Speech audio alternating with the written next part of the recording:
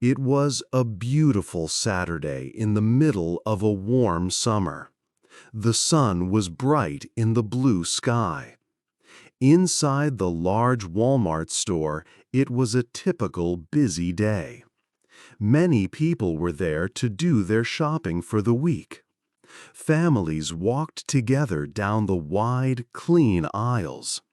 Their shopping carts were filling up with groceries, new clothes, and fun things for the summer holidays. The store was a place of happy, normal sounds. It was a comfortable and familiar place for the community. You could hear the gentle rolling sound of many shopping carts on the smooth floor. Some carts had a squeaky wheel, making a funny little noise. People talked quietly to each other as they chose their items. Friends waved and said hello when they met near the bread or the frozen foods. Children laughed and sometimes shouted with excitement when they saw a toy they wanted. At the front of the store, near the big glass doors, the cash registers made a constant beep, beep sound. The atmosphere was completely relaxed and ordinary. Everyone was thinking about their simple weekend plans. Nobody felt any danger. Then, suddenly, one loud, sharp sound cut through all the other noises. It was a scream. It was not a happy sound. It was a scream of pure terror, and it was very close. For a brief moment, a strange silence fell over the busy store. All the normal sounds of shopping stopped. Shoppers froze in the aisles and looked up from their lists. The cashiers paused with items in their hands. Everyone was confused and a little scared. Before anyone could understand what was happening, another scream followed, and then more. Panic erupted like a sudden fire. The peaceful atmosphere shattered into a million pieces. People started to shout and run in every direction. They left their full carts behind and ran towards the nearest exit. The sound of running feet and terrified screams now filled the entire store. The ordinary Saturday afternoon had changed into a scene of terrible chaos and fear. In just a few seconds, a day that began with peace ended in a horrible tragedy. 2. A Saturday afternoon. Traverse City is a beautiful city in northern Michigan. It is a popular place for vacations, especially in the summer. The city is next to the clear blue water of Lake Michigan. It is famous for its sweet cherries. On this sunny Saturday in July, the town was full of life. Tourists came from many different places to enjoy the nice weather and the pretty views. Outside, the sun was warm and bright. Families were having a wonderful time. Some people were swimming in the cool water of the lake. Other people were on small boats, feeling the gentle wind. The beaches were busy with children building sandcastles and laughing. In the town center, the streets were full of people. They walked slowly, looked in the small shops, and ate ice cream. The air was filled with happy sounds. Traverse City felt safe and peaceful, like it always did. Inside the local Walmart, the feeling was the same. It was a normal, busy Saturday afternoon. The store was cool and comfortable, a nice escape from the hot day. Many local families and visiting tourists were shopping. They pushed their carts up and down the long aisles. You could hear the constant beep of the checkout scanners and the quiet music playing in the store. Children talked excitedly to their parents, sometimes asking for a special candy or a new toy. People were buying all kinds of things. Many shoppers were getting groceries for the week. Their carts were full of bread, milk, fruits, and vegetables. Others were preparing for summer fun. They bought hot dogs and hamburgers for weekend barbecues. They chose new, colorful towels for the beach and sunscreen to protect their skin. Some people looked for summer clothes or a new game. Everyone was busy with their own simple plans. They were thinking about dinner or their trip to the lake tomorrow. No one expected anything bad to happen. It was just an ordinary day. Danger was not in anyone's thoughts. 3. A man with a knife. A man walked into the big Walmart store. He was 42 years old and from Michigan. He wore normal, everyday clothes: a brown t-shirt, cargo pants, and a black cap on his head. He looked like any other person shopping on a Saturday afternoon. Nobody paid special attention to him. The store was busy and loud, with happy families and tourists. They did not see any danger. He seemed like just another customer. The man did not take a shopping cart. He also did not stop to look at any of the items on the shelves. He walked with a clear purpose. He moved past the aisles of clothes, toys, and food. He walked directly to the front of the store. This was the busiest part of the Walmart. Many people were waiting in long lines at the checkouts. They were talking on their phones and laughing with their families. They were ready to finish their shopping and enjoy the rest of the sunny day. The man reached the crowded checkout area. For a short moment, he just stood there, watching the people. Then, everything changed in a single second. He put his hand into his pocket and pulled out a knife. It was a folding knife, a common type of knife. He opened it very fast.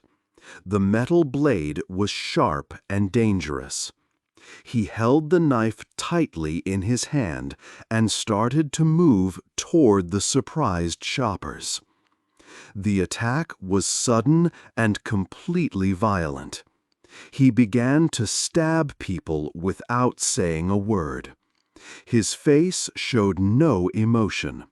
His actions were random and quick. He did not seem to choose his victims. He attacked a man, then a woman, then another person. They were just ordinary people trying to pay for their things. The attack was very fast. One person was hurt, and then another, and then another, all in just a few moments. It was a terrible, senseless act. The first scream was loud and full of fear. It cut through all the normal sounds of the store. Then another person screamed, and then another. Soon the entire checkout area was filled with screams. A woman shouted, "A knife! He has a knife! Run!" Panic spread through the crowd like a fire. People dropped their shopping baskets and bags. They left their carts full of food and ran. Their only thought was to escape the danger. Everyone tried to run away. They ran in all directions, trying to find safety. Some people ran towards the big glass doors at the entrance. Others ran deeper into the store, hiding behind tall shelves of products. Parents grabbed their small children and held them close. The scene was total chaos. Shopping carts were pushed over and things fell to the floor. The peaceful Saturday afternoon was gone. It was now a place of pure terror. 4. Brave people. In the middle of the noise and fear, most people ran for the doors. They wanted to get away from the danger.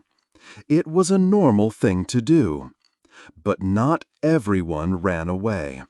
Some shoppers saw what was happening and made a brave choice. They decided they had to do something to stop the man with the knife. A small group of people moved towards the attacker. It was very dangerous, but they worked together. They were careful and smart. They waited for the right moment. Then they moved in and stopped the man. They held him on the ground so he could not hurt anyone else. A video later showed these shoppers holding the man down before the first police officer arrived. They were not police officers, but they protected everyone else in the store. At the same time, other brave people were helping in a different way. They did not run away from the people who were hurt. Instead, they ran towards them. They saw shoppers on the floor who needed help right away. These helpers were calm in a very scary situation. They used towels and clothes from the store to press on the injuries and stop the bleeding. They talked to the injured people. They held their hands and told them that help was coming soon. This kindness was very important. These actions saved lives.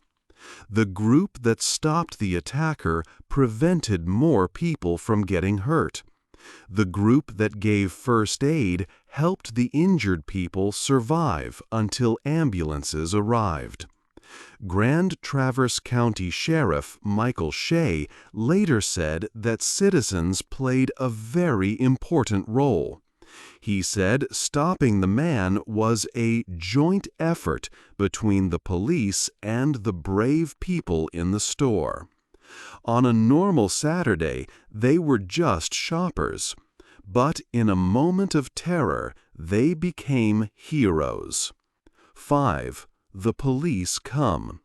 People in the store used their phones to call 911. They were terrified and needed help immediately. The Grand Traverse Sheriff's Office answered the calls and sent officers right away. The first sheriff's deputy was close to the shopping center. He arrived at the Walmart only a few minutes after the first emergency call. His fast response was very important to stop the terrible situation. Inside the store, the brave shoppers were already holding the attacker on the ground. They had stopped him from hurting more people.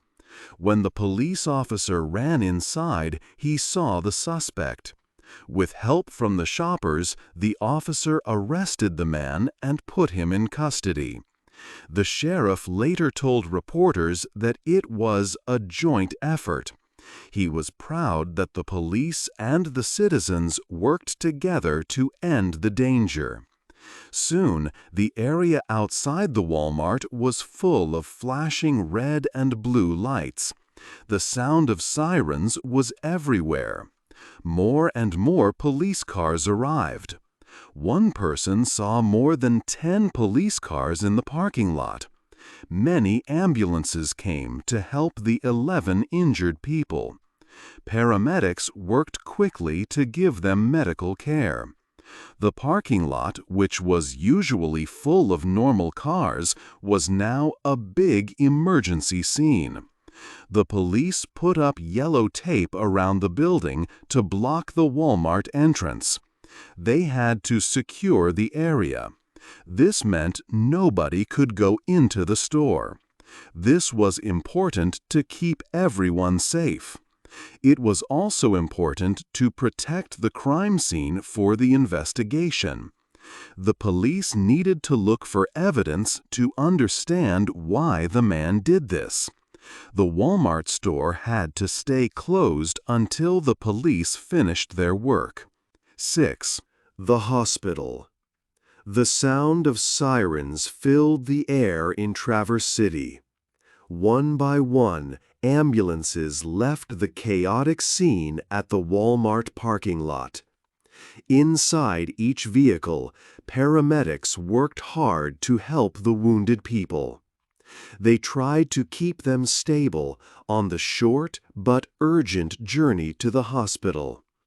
They were all going to Munson Medical Center, the biggest hospital in the region. Everyone knew it was the only place that could handle so many serious injuries at once. The people of the town heard the sirens and saw the flashing lights.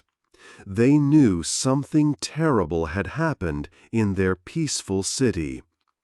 At the hospital, a team of doctors and nurses was waiting. They were told to expect many patients from the attack. As the doors of the emergency room opened, the hospital turned into a place of intense action and focus.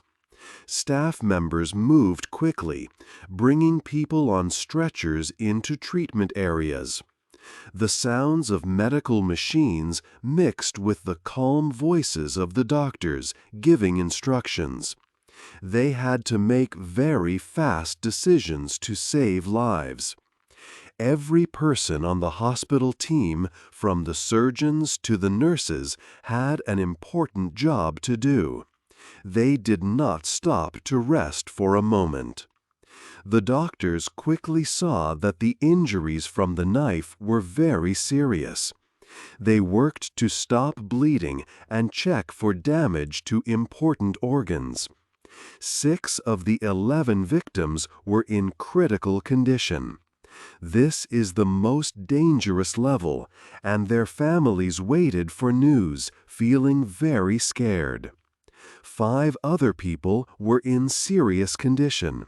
They were in a lot of pain and needed careful medical attention. 3 of the most badly hurt victims went into emergency surgery right away. The surgeons had to work for many hours. The victims were just normal people, 6 men and 5 women, who had been doing their Saturday shopping. While the medical teams worked hard, the hospital also had to communicate with the public. Many people were worried about their friends and family. Munson Healthcare used social media to give an important update.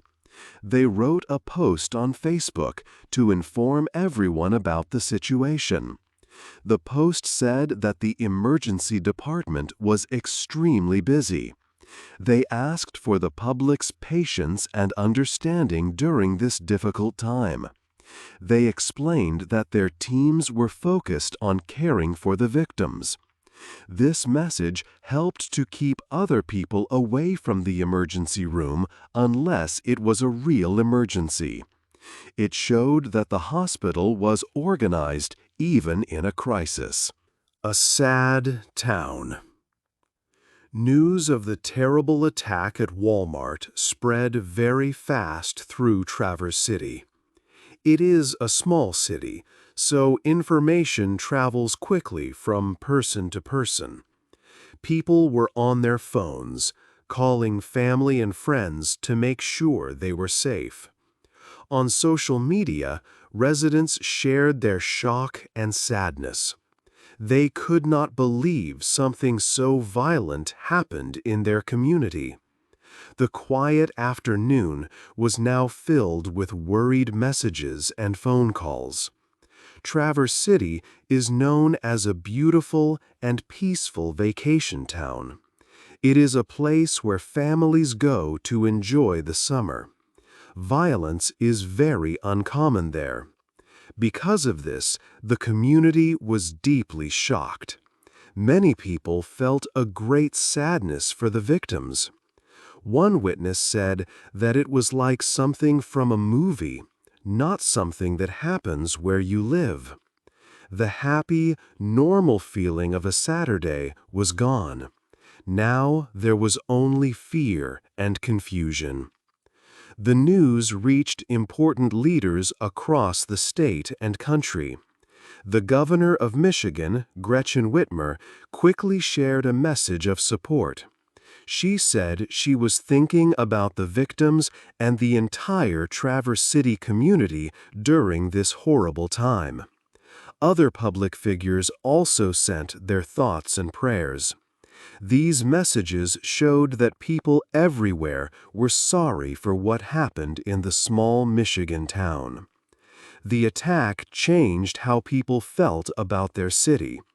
Before that day, Traverse City felt like a very safe place. People went to stores like Walmart without any fear. But the random violence broke that feeling of safety. The local sheriff said that, sadly, no area is immune to this kind of event. It was a difficult lesson for everyone. The residents now knew that a terrible thing could happen anywhere, even in their own peaceful town. Traverse City was still a beautiful place, but a deep sadness now covered it. 8. What happens next? The terrible day is over, but the story is not. A normal Saturday of shopping at Walmart turned into a scene of fear. The attack was fast and random. 11 people were hurt, and the whole town of Traverse City was left in shock. The peace of this vacation town was broken on that Saturday afternoon. This event changed the town forever. The police are now working hard to find answers. Their investigation will try to understand the attacker. He was a 42-year-old man from Michigan. The police did not know him before this day, and he had no history of crime. This makes it very hard to know his motive or the reason for the attack. The police believe he acted by himself. The FBI is also helping the local police. The Walmart will be closed while they search for information inside the store. The news of the attack spread quickly. Traverse City is a small town, and many people know each other. Violence like this is not common here. People are very sad and also scared. Their safe town does not feel so safe anymore. Important people like the governor of Michigan sent messages to the community. They shared their support for the victims and their families. The town needs this support as it begins the long journey to heal. We must think about the 11 people in the hospital. Their lives are now very different. Some have very serious injuries and will need a lot of care for a long time. Their families are also suffering. But we must also remember the heroes of that day. While many people ran away, some brave shoppers ran towards the danger. They worked together to stop the man with the knife. Other shoppers gave first aid to the hurt people before ambulances came. These heroes saved lives and showed great courage. It will take a long time for Traverse City to heal from this day. The community must come together. They need to support the victims and remember the heroes. The town is strong, but it is also changed. People will be more careful now. They will look out for each other.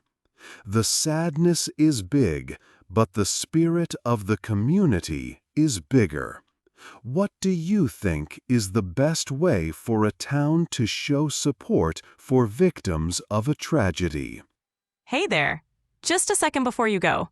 If you learned something new today, please give this video a like, write your thoughts in the comments, and subscribe to the channel. It only takes a second, and it really, really helps to create even better English videos for you. Your support means the world. Thank you.